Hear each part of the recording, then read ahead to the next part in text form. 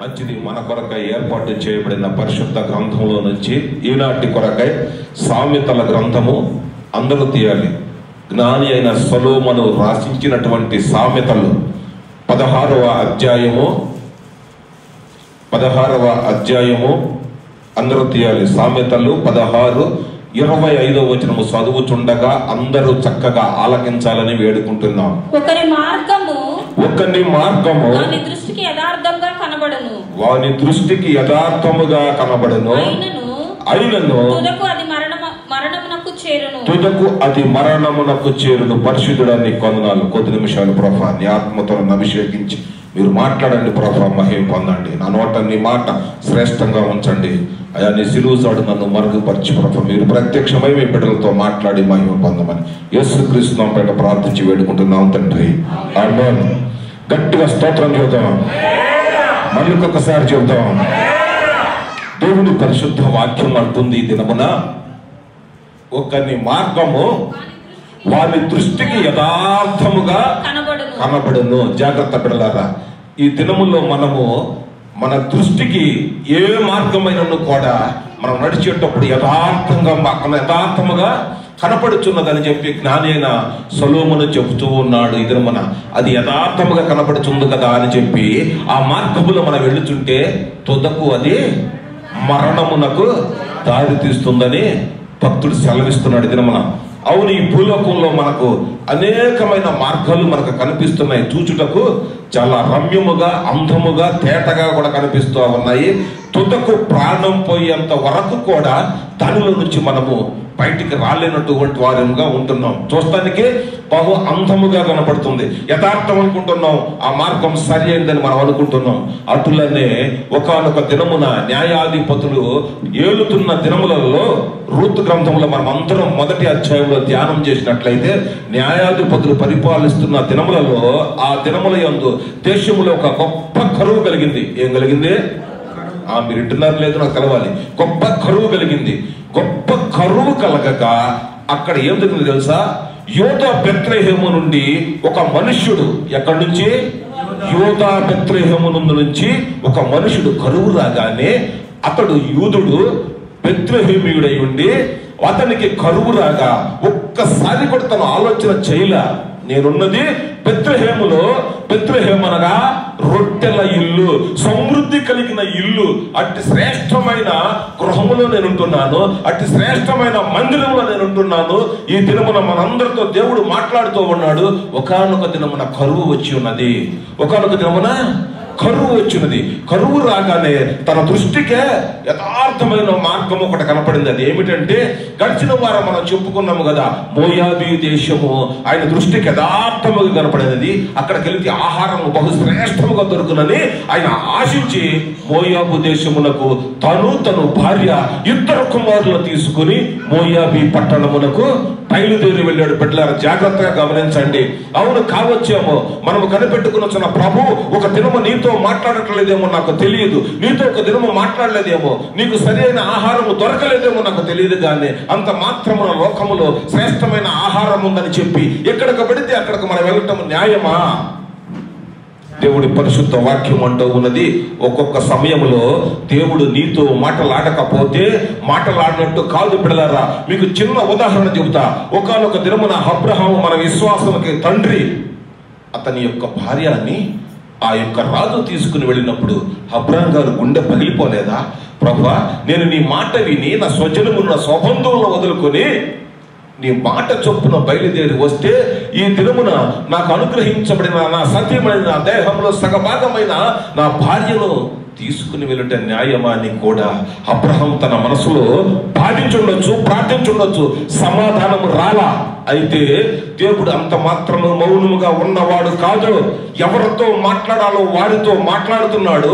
ఆ రాజుతో ఆ రాత్రి కలలో దర్శనము ద్వారా మాట్లాడి ఉన్నాడు. ఈమెను నువ్వు ముట్టకూడదని చెప్పి అతనితో దేవుడు మాట్లాడాడు. తిరిగి క్షేమముగా అబ్రహాము గారి భార్య క్షేమముగా మరలా అబ్రహాం గారికి వచ్చింది. దేవునికి ఒక స్తోత్రం.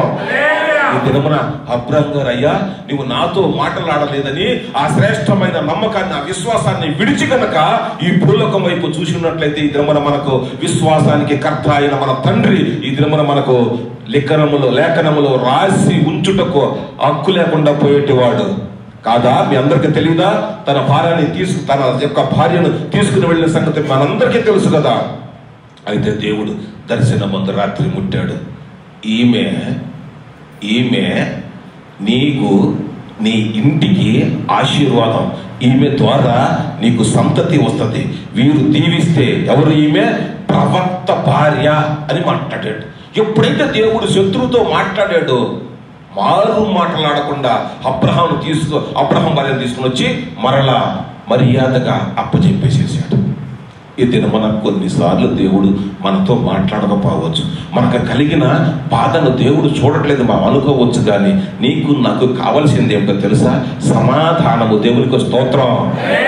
అది నీతో మాట్లాడితే సమాధానం అని నువ్వు అనుకుంటున్నావేమో, కానీ అది ఎవరితో మాట్లాడితే నీకు శ్రేయస్సు ఉంటావో శ్రేష్టం ఉంటావో దేవుడు ఎరిగిన వాడు కనుక ఎవరితో మాట్లాడాలో వారితో మాట్లాడుతూ ఉంటాడు. ఇంత మాత్రాన బెత్లెహేములో కరువు వచ్చిందని ఉన్న పాటుగా దేవుని సన్నిధిని విడిచి నీవు మోయాబీ పట్టణానికి వెళ్తావా? ఏం సాధించావు? నీ దృష్టికి అది యథార్థంగా కనిపించింది. ఏమి సాధించావు? అక్కడికి పోయి శ్రేష్టమైన స్వాస్థ్యం అనుగ్రహించిన కుమారుని ఇద్దరిని కోల్పోయాడు. తనను కూడా ప్రాణం కోల్పోయాడు. దినమున తను కూడా ప్రాణం కోల్పోయారు. ఆ దేశమునకు పోయి ముగ్గురు నయోమికి కలిగిన భర్త, సర్వం అనుకున్న భర్త, తనకు స్వాస్థ్యంగా అనుగ్రహించబడిన ఇద్దరు కుమారులు కూడా ఈ లోకంలో నుంచి కోల్పోవలసి వచ్చి నిస్సహాయ స్థితిలో మిగిలిపోయింది. ఎందువలన? యెరూషలేము బెత్లెహేమును విడిచిపెట్టుట వలన. ఈ దినమున నువ్వు దేవుని మందిరాన్ని ఎట్టి పరిస్థితుల్లో కూడా విడిచిపెట్టుటకు దేవుని చిత్తము కాదు. అందుకనే ఇర్మియా గ్రంథంలో అంటాడు 2వ అధ్యాయములో, అందరూ కూడా తీయండి. ఇర్మియా గ్రంథము 2వ అధ్యాయం అందరూ తీయాలి. 2వ అధ్యాయము 13వ వచనము చదువుచుండగా అందరూ ఆలకించండి. నా జనులు 2 నేరములు చేసిరి. జీవజలములైన ఊటనైనా నన్ను విడిచి ఉన్నారు. తమ కొరకు తొట్లను అనగా బ్రద్దలై నీళ్లు నిలవని తొట్లను తొలపించుకొని ఉన్నారు. దేవునికి ఒక స్తోత్రం. ఈ దినమున నా జనులు 2 నేరాలు చేశారు. ఒకటేంటో తెలుసా? మొట్టమొదటగా నన్ను విడిచిపెట్టట్టు.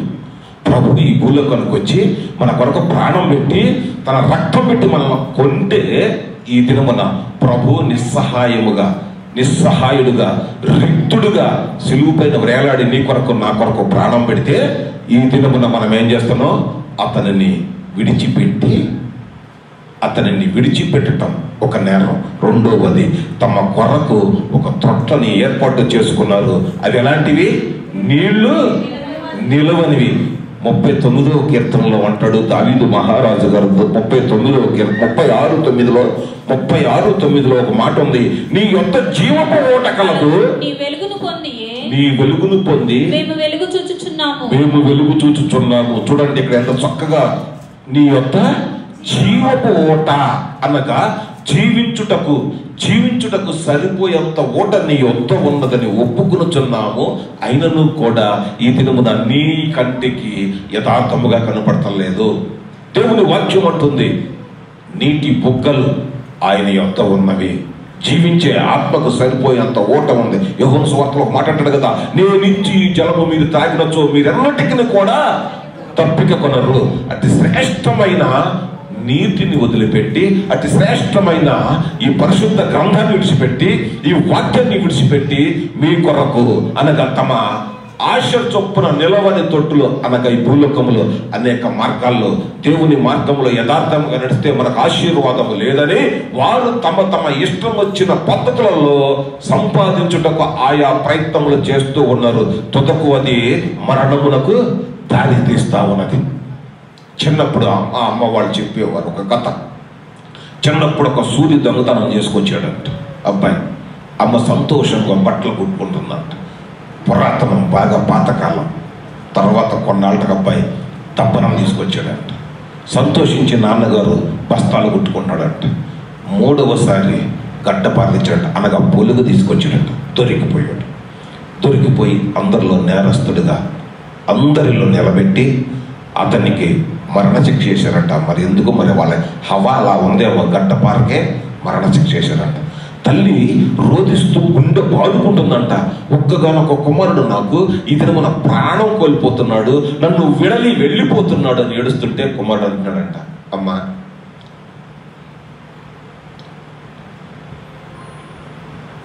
ఎందుకు ఏడుస్తుందమ్మా? అయ్యా నువ్వు నాకు దూరం అయిపోతున్నావు కదరా, ఈ ఏడుపేదో నేను సూది తెచ్చిన రోజు ఏడ్చినట్లయితే ఈ దినమున నేను నీకు దక్కివ్వండి కదమ్మా. ఒకని ఎదుట యథార్థమనిపించిన ప్రవర్తన కలదు, ఆనాడు నీకు అది ఆదాయం అనుకున్నావు.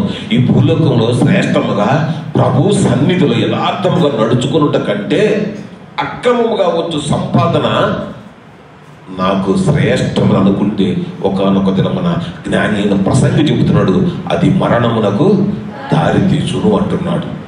అయితే వీళ్ళు ఏం చేశారు? కనీసం యెషయా గ్రంథం 30వ అధ్యాయం 2వ వచనం కనుక మనం చూసినట్లయితే, యెషయా గ్రంథం 30వ అధ్యాయం 2వ వచనం కనుక చూసినట్లయితే, వారు నా నోటి మాట విచారణ చేయక పరో బలము చేత తమ్మును తాము బలపరుచుకొనుటకు ఐగుప్తు నీడను శరణుజొచ్చుటకు ఐగుప్తునకు ప్రయాణము చేయుదురు. జాగ్రత్తగా గమనించినట్లయితే ఆయన నోటి మాట విచారణ చేయక వీరు బయలుదేరింది ఎక్కడికి? ఐగుప్తు దేశమునకు పోతే ఏం మిగులుతుంది వీరికి? వీరు ఎరగని వారా?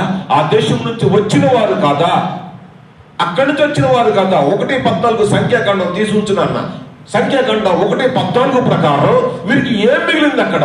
ఇన్ని దినములు 430 సంవత్సరములు బానిసలుగా బ్రతికితే అక్కడ వీరు చేసిన పని ఏమిటి? జాగ్రత్తగా చూసి మనము అందరూ కూడా నిర్గమకాండం 1:14 కనుక మనం చదవగలిగినట్లయితే చూడండి అన్న, నిర్గమకాండం సంఖ్యాకాండం నిర్గమకాండం 1:14 వారు ఇశ్రాయేలీయుల చేత చేయించుకొనిన ప్రతి పనియు కఠినముగా ఉండెను. వారు జిగట మట్టి పనిలోను ఇటుకల పనిలోను పొలములో చేయు ప్రతి పనిలోను కఠిన సేవ చేయించి వారి ప్రాణములను విసిగించిరి. మరియు ఐగుప్తు రాజు షిప్రాకుయి అను హెబ్రీయులు మంత్రసానులతో మాట్లాడి, మీరు హెబ్రీ స్త్రీలకు మంత్రసాని పని చేయించు వారిని కాన్పులు పీటల మీద చూచినప్పుడు మగవాడైన ఎడల వారిని చంపుడి. చాలు. ఐగుప్తు దేశంలో జరుగుతుంది ఏంటి? వారి చేత కఠినమైన చాకిరీ చేయించుకుంటూ ప్రతి పని కూడా కఠినముగా చేయించుకుంటూ అక్కడ మన వారు వర్ధిల్లుతుంటే చూడలేక రాజు కాంపు పీటల మీద పురుషుడు గనక పుట్టినవాడు మగపిల్లవాడైతే చంపేయమని చెబితే ఈ దినమున నీకు ఆ దేశము శ్రేష్టముగా కనపడింది, నీకు వెళ్ళుటకు ఆ దేశము యథార్థముగా కనపడినదంటే ఈ దినమున ప్రభు ఎంత ఆయాసపడాలి నిన్ను నన్ను బట్టి. ఎలాంటి దేశానికి నువ్వు వెళ్తున్నావు? ఎలాంటి ప్రదేశానికి నువ్వు వెళ్తున్నావు? అక్కడ ఏం జరిగింది? 430 సంవత్సరంలో మీరు కఠిన బానిసత్వం నుంచి విమోచనకర్త ఒక విమోచకుడిని ఏర్పాటు చేసుకునే మోషే ద్వారా మిమ్మలను విమోచిస్తే ఈ దినమున తిరిగి మరలా అక్కడికి ఏం జరుగుతుంది? అక్కడ వీరి చేత చాకరీ చేయించుకుని వీరికి ఏమన్నా వెండి బంగారాలు ఇచ్చారా? భోజనం పెట్టారంతే, ఖాళీ భోజనం మాత్రమే పెట్టారు. కట్టిక చాకిరీ అన్నమాట. ఇటుక చికట మట్టిని వీరు కాళ్లతో తొక్కి జిగురొచ్చిన దాకా తొక్కి చేతులతో పిసికి వాటిని రాళ్లుగా చేసి ఎంత కష్టం చేశారనుకున్నావు?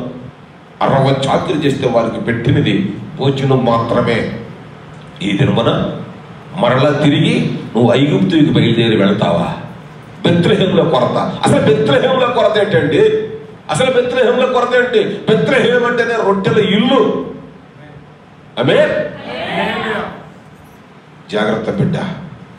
అందుకని అంటాడు కదా భక్తుడు, మనుషుడు రొట్టె వలన కాదు కానీ దేవుని నోట నుంచి వచ్చు ప్రతి మాట వలన కూడా, దేవుడు చెప్పిన మాట ప్రతి మాట వలన నరుడు జీవిస్తాడంటే ఈ దినమున ధర్మశాస్త్రాన్ని ఎదురుగా పెట్టుకుని, జీవ ఓటను ఎదురుగా పెట్టుకుని, నాకు కొరత ఉన్నది, నాకు కొరత ఉన్నదని చెప్పి నీ ఇష్టం వచ్చిన మార్గాల్లో పోయి ఆదాయం కోసం అడ్డదారులు తొక్కితే దినమున దేవుని వాక్యం చెబుతుంది, తొదకు అది మరణమునకు దారి తీసుకుని బిడలారా.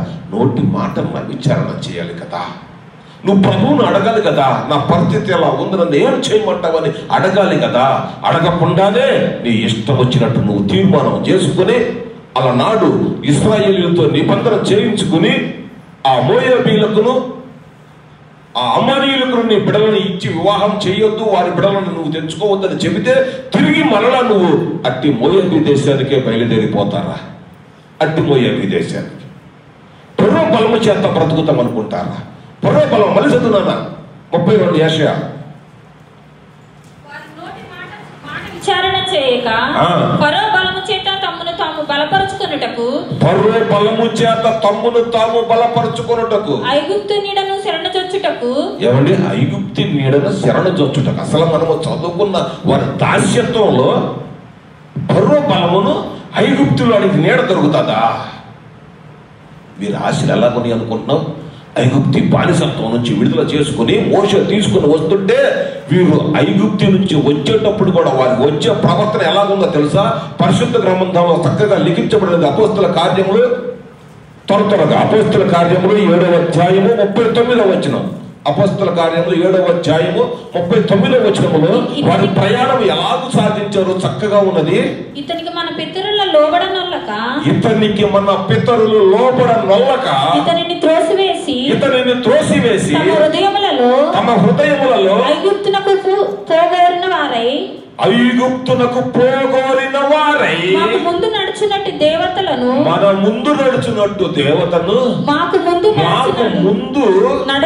దేవతలను మాకు చేయమని అహరోనుతో మొరపెట్టుకుంటున్నారు. వాళ్ళ ఉద్దేశం అంత ఎట్లా ఉంది? వాళ్ళ హృదయం అంతా ఎంత కఠినంగా ఉంది? ఐగుప్తునకు పోవాలని ఆశ కలిగి మాత్రమే ఈ యొక్క కానాను ప్రయాణం సాగిస్తున్నట్లుగా పరిశుద్ధ గ్రంథంలో ఉన్నది. ఎందుకంటే నీ ఎదుట ఆ మార్గం చక్కగా ఉన్నది. వాళ్ళు అన్ని దినములు నీతో ఎట్టి చక్కెర చేయించుకుని పెట్టింది ఏమిటి? భోజనం.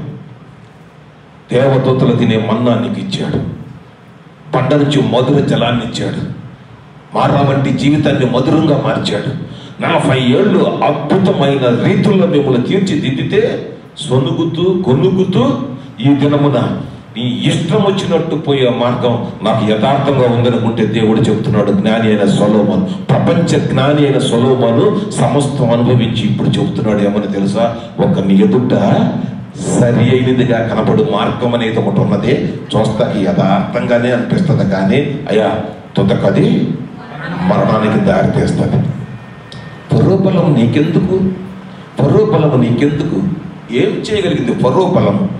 నీవు 6 నెలలు నడిచిపోయిన సముద్రములో పూర్వబలము సముద్రములో మునిగిపోయింది. ఆ జలములలోనే శత్రు సైన్యము మునిగిపోయనే. ఇంకొకసారి, ఆ జలములలోనే శత్రు సైన్యము మునిగిపోయనే. కృపా సత్య సంపూర్ణుడా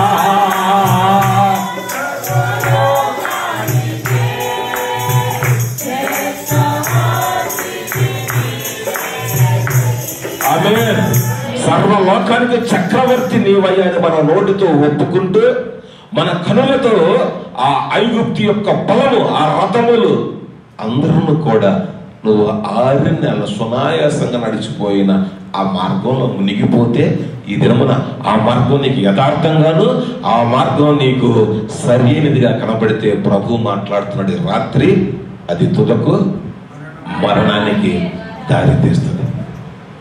నయోమి కాస్త తిరిగి వచ్చి నన్ను ఏమనమందే? అయ్యా ఒకప్పుడు నా జీవితం తీయకుందయ్యా.